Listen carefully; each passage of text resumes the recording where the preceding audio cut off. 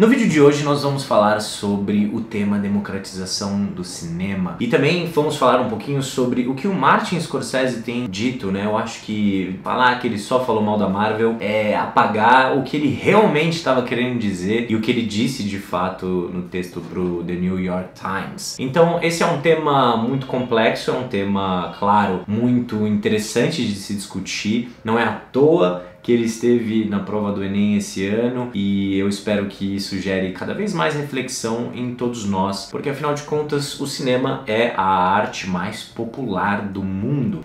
Se as pessoas não vão ao cinema, o que dirá ir numa exposição de arte? O cinema é um lugar de maior união e de descoberta, até porque na sua origem essa era a ideia. O cinema tem uma história longa, mas não tão longa assim comparado a todas as outras artes, e é importante que a gente fale sobre isso, sobre a democratização. A primeira coisa que eu pensei quando eu vi esse tema foi que muitas pessoas não têm acesso ao cinema em si, às salas de cinema, não tem na cidade, não tem onde ela mora. E eu descobri isso justamente tendo esse canal aqui, porque a gente consegue se comunicar com várias pessoas. O celular, querendo ou não, está muito mais acessível, a internet, ainda que não em todos os cantos do Brasil, está mais acessível que o cinema. E existem duas formas da gente de fato encarar essa situação. Uma delas é aceitar que só nas grandes metrópoles a gente vai ter cinema, que na maior parte do tempo dentro desses cinemas vão ser sim filmes de grande bilheteria, filmes, né, do tema do momento, né, do gênero do momento, porque hoje são super-heróis, amanhã pode ser outra coisa, assim como já foram outras ao longo do tempo. E a gente aceita isso e segue a vida, deixa o cinema ir pro lugar que ele bem entender, deixa a indústria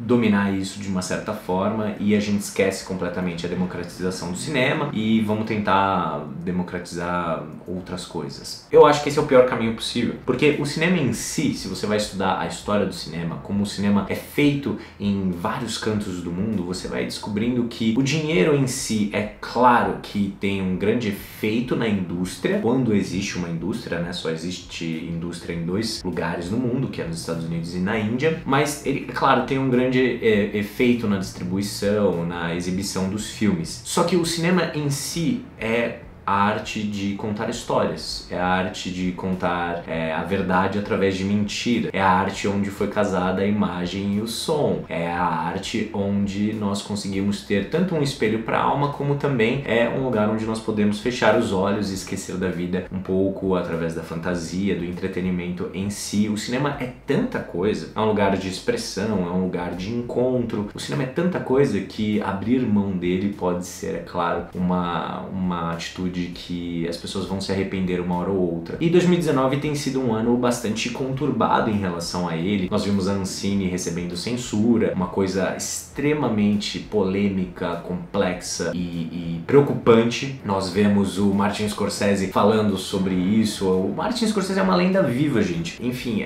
cada um tem sua opinião em relação ao que é ou não cinema, nem esse é o ponto, mas o ponto dele ali é dizer, gente, no caminho que tá indo, o cinema tá se transformando apenas em um produto e, enfim, é um problema mundial, mas que, se levado para nossa realidade, a gente vai perceber que muitas pessoas não têm acesso ao cinema. E eu acho que isso evidencia muitos outros problemas, né? Onde não chega a cultura, não chega muitas outras coisas. E não à toa, às vezes, sabe? Não é só uma questão do tamanho do nosso país, mas também do caminho que ele é levado várias vezes. O que eu achei muito interessante no texto do Martin Scorsese é que ele não volta atrás no que ele disse. Eu achei isso ótimo. Porque ele tem um ponto. E quando uma pessoa tem um ponto, ela precisa ter argumentos. E o Martin Scorsese tem vários. Quando ele fala sobre a experiência em si do cinema, eu não vou nem colocar só como Marvel, tá, gente? Eu vou colocar como todos os lançamentos, os grandes lançamentos que a gente tem tido nos últimos 10 anos. Quando ele tá falando disso, ele tá falando que esses filmes, eles são produtos feitos, pensados, idealizados e lançados para as pessoas comprarem. Existem testes nesses filmes onde as coisas são completamente moldadas para que as pessoas tenham o desejo de consumir aquilo. Por exemplo, o Sonic, o filme do Sonic. Saiu um trailer com o olho do Sonic pequeno, as pessoas não gostaram, cresceu. Simples assim, é um produto. Não é uma apresentação de uma obra de arte em si, algo que o artista propõe. Uma coisa que a gente sempre encontra quando a gente vai numa exposição ou quando a gente vai ver um filme de um artista autoral, a gente se depara com uma proposta e não com um produto. Quando você se depara com um produto, produto, ele foi pensado justamente para que você consuma esse produto. E quando você se depara com uma proposta artística, você é conduzido para algum lugar que aquele artista tem o interesse de te conduzir, de te levar. Você é conduzido para uma reflexão, você é conduzido para diferentes lugares. Não é algo que necessariamente vai ser profundo no sentido de reflexão em si. São diversos caminhos que um artista pode te levar, caminhos sensoriais. É exatamente disso que o Martin Scorsese está falando quando ele lembra do que é o cinema para ele. O cinema, quando ele cresceu, o cinema quando ele foi evoluindo como pessoa e como artista, era um cinema onde as pessoas precisavam fazer aqueles filmes. Claro, existia o cinema produzido por estúdios que, sim, sempre pensaram como produtos. Se você for olhar a história do cinema, você vai perceber que o Hollywood, a estrutura dos estúdios, sempre foi construída para entregar algo que o público iria consumir, iria querer consumir. E nada mudou, as coisas só foram escalando para diferentes caminhos. Mas junto a isso, foi feito um cinema poderoso, um cinema onde as pessoas queriam ter a troca entre um ser humano e outro. E a sala do cinema também representa isso. É muito diferente você assistir um filme sozinho, ou com outras pessoas, ou com várias pessoas que você não conhece. Essa experiência é algo que não pode se perder e é algo que muitos de nós ainda nem experimentaram, o que é muito triste. Então, se a pergunta fosse como democratizar o cinema, o primeiro passo é a discussão, o primeiro passo é a reflexão sobre. Por exemplo, o ponto que o Scorsese levanta e não voltar atrás no que ele disse é super importante. Porque muitas pessoas vão falar, para de criticar o produto que eu amo. É como se alguém amasse a Nike e outra pessoa criticasse, a Nike é ruim. A pessoa vai falar, para de criticar a Nike porque eu gosto desse produto e esse produto me define de certa forma.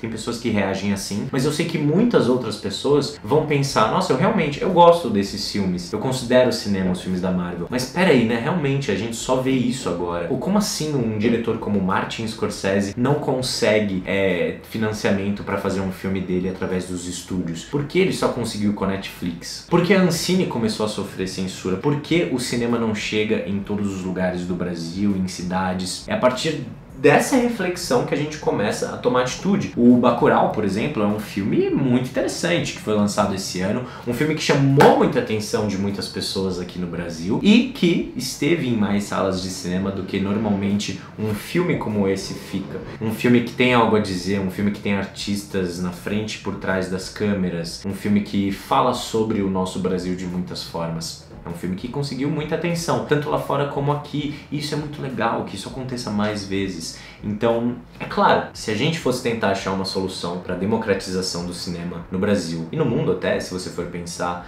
que muitos outros lugares não têm acesso, a gente não vai achar a resposta hoje, nem amanhã. Mas, o mais importante de tudo é ter isso em mente, é estar indo atrás dessas soluções. Talvez uma pessoa pense, bom, eu tenho aqui os meios para levar o cinema para alguma cidade, vou fazer um cinema itinerante. As ideias, quando colocadas na cabeça de pessoas que querem fazer a diferença, elas geram movimento, e isso é muito importante. O questionamento também gera movimento, gera mudança. Isso é muito importante, gente. Então, quando as pessoas me perguntam sobre a democratização do cinema, eu acho que ela evidencia muitos outros problemas, e eu espero que em algum momento a gente consiga democratizar, porque todo mundo merece o poder do cinema na sua vida, todo mundo merece, e eu espero realmente que isso aconteça. Não, que isso não seja uma utopia, mas que as mudanças venham a acontecer em pequenos movimentos que em algum momento se transformem em algo grande. E eu espero que artistas consigam continuar fazendo seus filmes e consigam continuar se expressando. E é claro, eu entendo o movimento do cinema mundial e global, das bilheterias e tudo isso, só que, ao mesmo tempo, a gente precisa buscar mais, a gente precisa exigir mais. Não deixem que tudo à sua volta te transforme em um consumidor, se transforme em mais coisas que isso. Questione, claro, consuma quando quiser, mas questione as coisas, busque obras diferentes, busque o encontro com propostas diferentes. Isso é sempre muito importante. Algumas pessoas têm mais facilidade, alguém que mora em São Paulo tem mais facilidade de ir em encontro a isso do que uma pessoa que mora em uma cidade onde não existe o cinema. Mas busque isso, busque o encontro. E justamente por tudo isso, justamente por esse texto do Scorsese, por esse grande debate sobre a democratização do cinema como um todo, que eu decidi criar uma série especial aqui no canal, que vai durar muito tempo, não tem hora para acabar, que vai ser sobre a história do cinema. Então essa é uma tentativa de falar sobre a história do cinema e de trazer o debate do que é o cinema, de vários filmes que vão realmente alimentar a sua alma e outros que não, talvez, você não precisa gostar de todos, mas eu quero explorar a história do cinema, tanto como ele está hoje, como quando ele surgiu, a evolução, vários países, falar sobre o nosso cinema nacional, tudo isso vai acontecer aqui no canal. Nesse exato momento eu estou estudando para criar esse especial, é claro, existe o beabá, né, a parte mais rasa talvez do que é a história do cinema, que eu conseguiria produzir um vídeo para vocês semana que vem, mas eu quero criar uma linha de raciocínio que seja concisa e que traga de fato embasamento para as pessoas que querem conhecer a história do cinema, querem conhecer os filmes que fizeram a construção dessa história rolar, e por isso eu estou estudando para fazer esse especial, e ele vai rolar a partir de 2020 por aqui, então já vai se inscrevendo. Enquanto isso, vamos conversando. Se vocês quiserem mais vídeos como esse aqui, de opiniões, a gente pode trocar mais conhecimento, falar sobre mais coisas, e eu quero ouvir principalmente a opinião de vocês. Deixem aqui nos comentários qual é a experiência de vocês em relação ao cinema, e vamos trocar, vamos conversar, que eu acho que isso é muito importante para que a gente de fato gere movimento. Fechou, pessoal? Até o próximo vídeo.